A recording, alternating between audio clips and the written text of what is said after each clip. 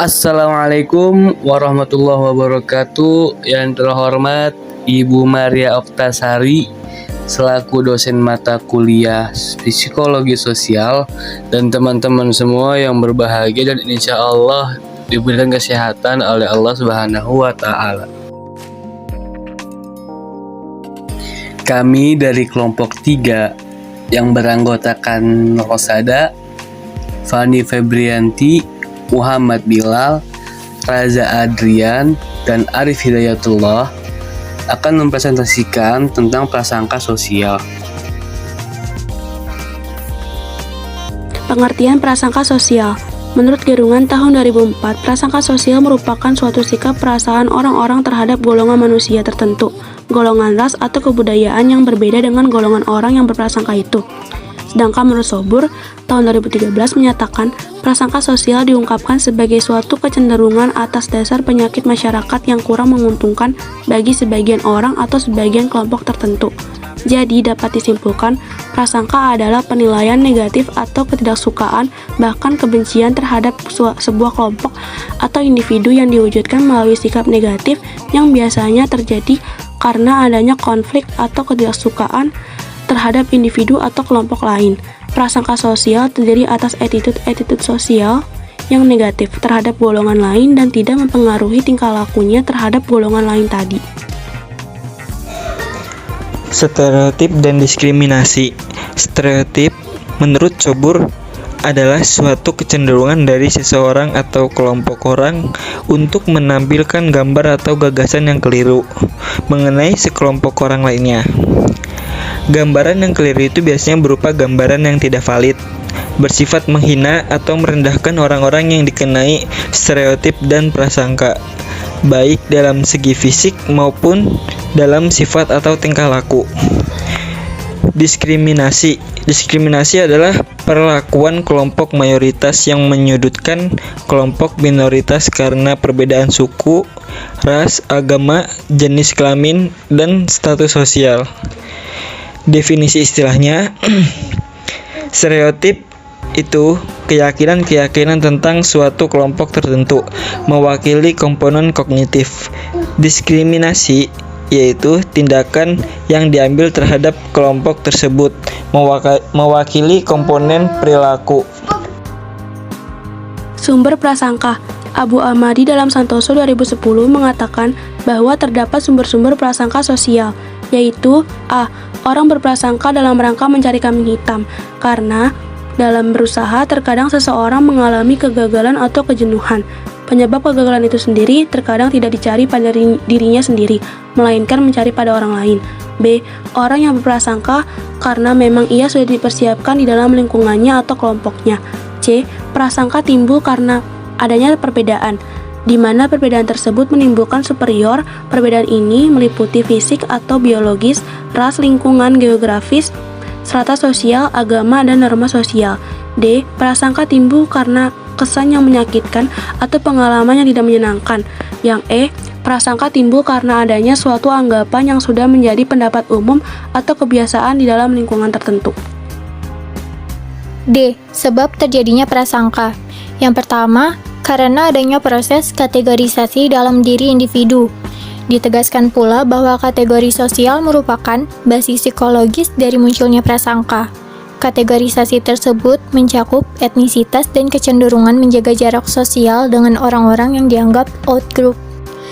Yang kedua, prasangka berkaitan dengan berbagai jenis kepribadian, antara lain otoriter, konsep diri, self-esteem, dan orientasi dominasi sosial. Dalam salah satu teorinya Adorno, dalam Fathur-Rahman 1993, menyatakan bahwa prasangka berhubungan dengan pola kepribadian seseorang. Menurut Adorno, individu yang memiliki prasangka yang tinggi biasanya memiliki kepribadian otoriterisme. Hubungan positif antara self-esteem dan identitas sosial yang dengan prasangka dikemukakan oleh Vian dan Spencer bahwa ancaman terhadap identitas sosial dan self-esteem mendorong untuk mengembangkan penilaian prasangka terhadap orang lain. Orientasi dominasi sosial adalah seseorang yang berkeinginan untuk memiliki dominasi pada in-groupnya dan menjadi superior pada out-group. Individu dengan dominasi sosial yang tinggi cenderung bersikap negatif terhadap beberapa kelompok yang marginal seperti etnis minoritas, feminis, dan kelompok homoseksual. Yang ketiga ada hasil proses belajar. Menurut teori ini, prasangka pada dasarnya dipelajari oleh individu dari perilaku individu lain di sekitarnya dan dari norma-norma sosial yang terdapat di dalam masyarakat kebudayaannya. Berbagai penelitian yang dilakukan di Amerika Serikat menunjukkan bahwa orang-orang Amerika yang berasal di bagian selatan lebih berprasangka dibandingkan dengan daerah-daerah lain di Amerika Serikat. Karena sejarah dan kondisi sosial yang diwariskan kepada mereka penuh dengan kekerasan dan prasangka rasial. Kelas pekerja lebih berprasangka daripada kelas menengah karena lingkungan yang miskin dan kurang berpendidikan membuat mereka lebih berprasangka. Selain itu, orang tua kulit putih lebih berprasangka daripada orang muda kulit putih karena mereka penuh hidup dalam zaman yang diskriminatif dan segregatif. Yang keempat, keinginan untuk berkompetisi, terutama untuk mendapatkan sumber daya yang sangat berharga, tetapi pada kenyataannya persediaannya hanya dalam jumlah yang sangat terbatas, misalnya pekerjaan, daerah kekuasaan, atau jabatan. Menurut teori realistik grup konflik, kompetisi akan menimbulkan permusuhan serta penilaian yang negatif terhadap kelompok lain atau outgroup. Yang kelima, teori norma kelompok yang dikemukakan oleh Sherif dan menggambarkan tentang perkembangan prasangka yang dikaitkan dengan norma sosial kelompok dan adanya tekanan agar individu dapat konform terhadap norma kelompok tersebut. Menurut teori ini, sikap, nilai-nilai, keyakinan, dan prasangka merupakan bagian dari proses sosialisasi.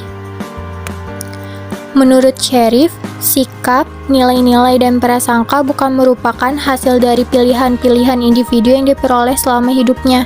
Hal tersebut merupakan hasil kontak dengan anggota dari kelompok lain yang kemudian distandarisasi lalu diinternalisasikan menjadi nilai-nilai kelompoknya.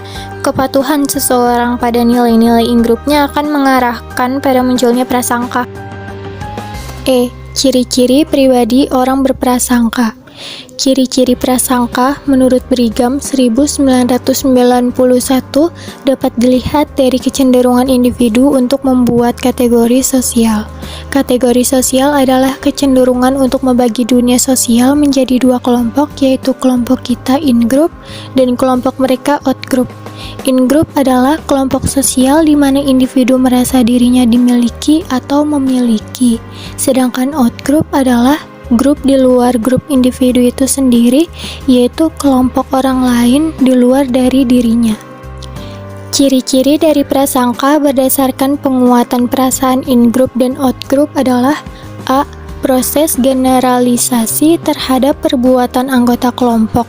Menurut Ancok dan Suroso 1995, jika ada salah seorang individu dari kelompok luar berbuat negatif, maka akan digeneralisasikan pada semua anggota kelompok luar. Sedangkan jika ada salah seorang individu yang berbuat negatif dari kelompok itu sendiri, maka perbuatan negatif tersebut tidak akan digeneralisasikan pada anggota kelompok sendiri. B. Kompetisi sosial. Kompetisi sosial merupakan salah satu cara yang digunakan oleh anggota kelompok untuk meningkatkan harga dirinya dengan membandingkan kelompok atau dirinya sendiri dan menganggap kelompok atau diri sendiri lebih baik dari orang lain atau kelompok lain. C. Penilaian ekstrim terhadap anggota kelompok lain. Individu melakukan penilaian terhadap anggota kelompok lain, baik penilaian positif ataupun negatif secara berlebihan. Biasanya, penilaian yang diberikan berupa penilaian negatif. D. Pengaruh persepsi selektif dan ingatan masa lalu. Pengaruh persepsi selektif dan ingatan masa lalu biasanya dikaitkan dengan stereotip.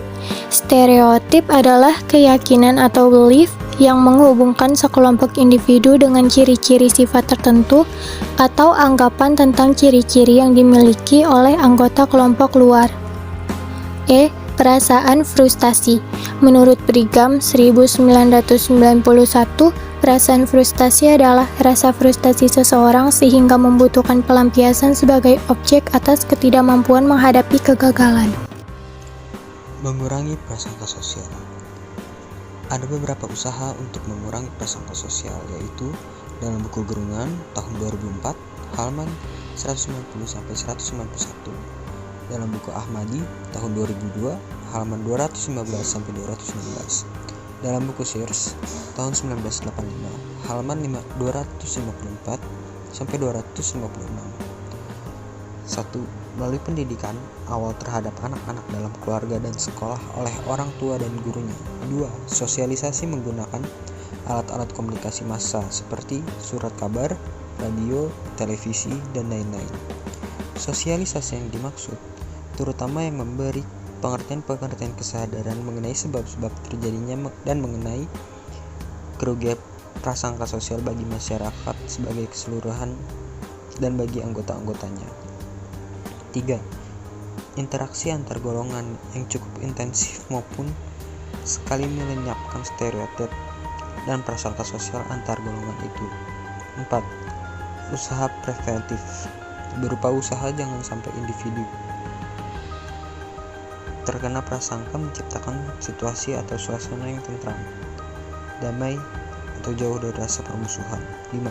Usaha kuratif, usaha menyembuhkan orang yang sudah terkena prasangka, berupa usaha menyadarkan bahwa tidak ada hal yang positif dari sebuah prasangka. Oke, terima kasih buat teman-teman kelompok 3 yang sudah menjelaskan dan teman-teman semua yang sudah memperhatikan. Jadi kesimpulannya, yang pertama adalah prasangka adalah penilaian negatif atau ketidaksukaan bahkan kebencian terhadap sebuah kelompok ataupun individu yang diwujudkan melalui sikap negatif yang biasanya terjadi karena adanya konflik atau ketidaksukaan terhadap individu atau kelompok lain. Prasangka sosial terdiri atas attitude sosial yang negatif terhadap golongan lain dan tidak mempengaruhi tingkah lakunya terhadap golongan lain tadi. Yang kedua, menurut Abu Ahmadi, sumber-sumber prasangka sosial meliputi orang berprasangka dalam rangka mencari kambing hitam. Orang yang berprasangka karena memang sudah dipersiapkan di dalam lingkungan atau kelompoknya, prasangka yang timbul karena ada perbedaan, kesan yang menyakitkan atau pengalaman yang tidak menyenangkan, dan karena ada suatu anggapan yang sudah menjadi pendapat umum atau kebiasaan di dalam lingkungan tersebut. Dan yang ketiga, menurut definisi istilah, stereotip adalah keyakinan tentang suatu kelompok tertentu, mewakili komponen kognitif, sedangkan diskriminasi adalah tindakan yang diambil terhadap kelompok tersebut, mewakili komponen perilaku. Jadi cukup sekian presentasi dari kelompok 3. Terima kasih buat semuanya yang sudah memperhatikan. Yang ingin bertanya, silakan bertanya. Terima kasih. Wassalamualaikum warahmatullahi wabarakatuh.